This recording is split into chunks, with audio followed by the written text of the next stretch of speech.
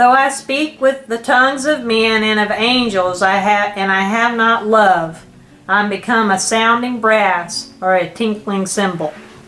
I think what that means is if you are just talking and it don't, like people, it's not touching people, then it's just like they hear just like sounds and it's not touching people. So I think that's what that verse means.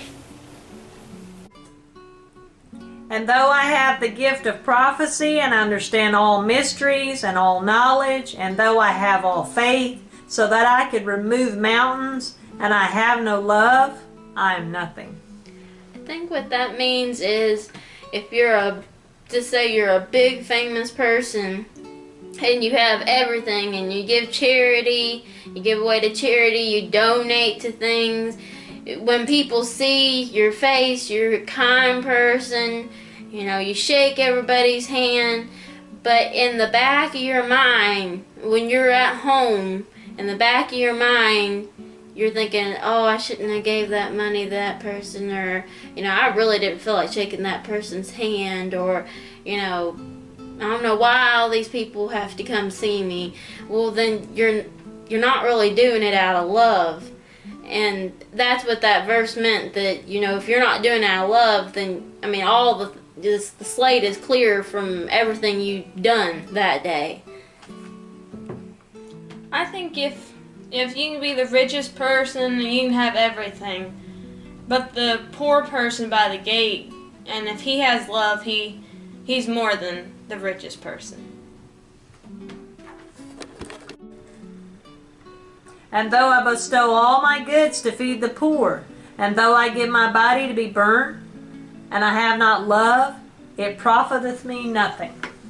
What that means is that, like, if tomorrow you decide that you want to be somehow like burn at the stake or give your life up for something, and in the back of your mind you're like, oh, well, I hope somebody's recording this, or I hope that somebody's got this written down, or I hope this leaves a legacy, and I hope that my family will be honored by it, but if you don't have love, you're doing it for the cause, you're doing it for people to see you, but you're not doing it for the love, then it's just like you didn't do it at all. You might as well not do it. It don't profit you anything.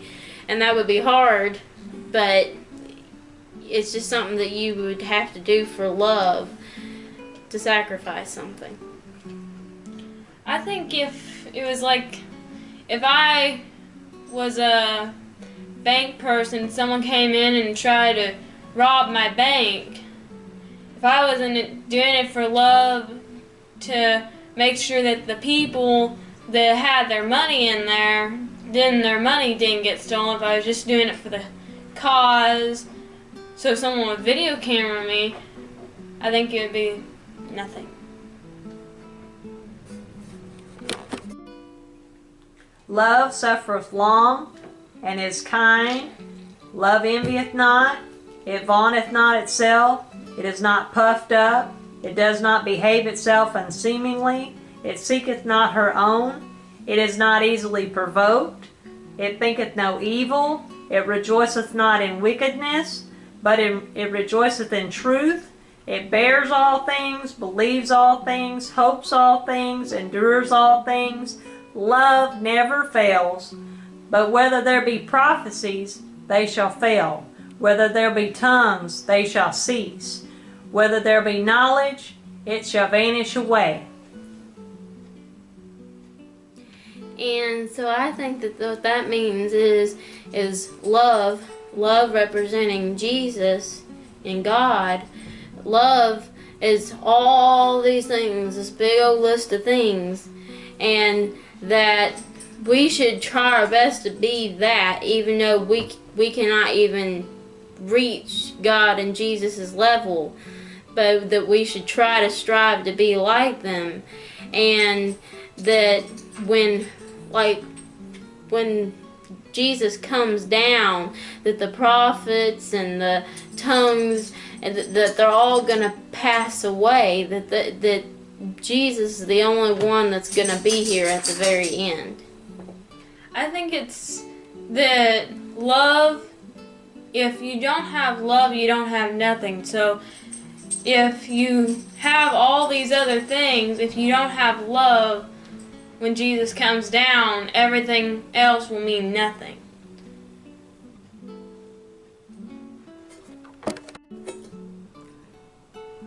For we know in part, and we prophesy in part, but when that which is perfect is come, then that which is in part shall be done away.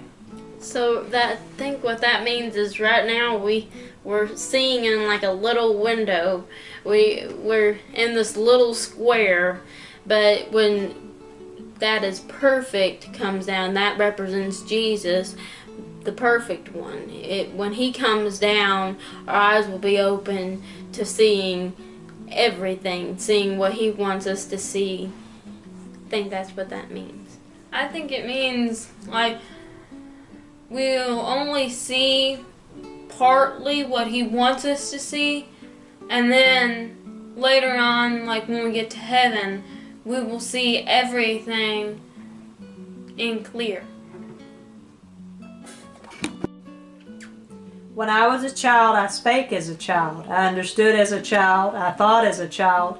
But when I became an adult, I put away childish things. For now we see through a glass darkly, but then face to face. Now I know in part, but then shall I know even as I am known. Well, like when I was little, all I cared about was food, drink, something to drink, somebody to comfort me, turn on my favorite cartoon. I'm not worried about what's on the outside world. But now I'm like 17, and I can see what's changing in the world, what's scary, and it scares me, and it's like my eyes are open, my eyes are more outside looking what's going on, and just kind of like a glass that is dirty, you're not going to see out of it, but if you clean it, you can see right through it. Your eyes are open to what's going on. I think the other part is like, if you had a famous movie star and you read about them, you watched their movies, you listened to their songs, I would think that if you heard about them and your best friend or your parents or someone you knew seen them, and then you went to one of their concerts and you seen them, it would be a lot more exciting than hearing about them. And now abideth faith, hope, and love, these three, but the greatest of these is love. So I think what that means is that from all of it, if you don't have love, then nothing else matters, because Jesus and God are love. So that if you have love, then you got Jesus in your heart. And I think that the whole chapter shows you what happens if you're not doing it with love, and what happens if you're doing it with love. And thank you for coming. We hope you have a good day.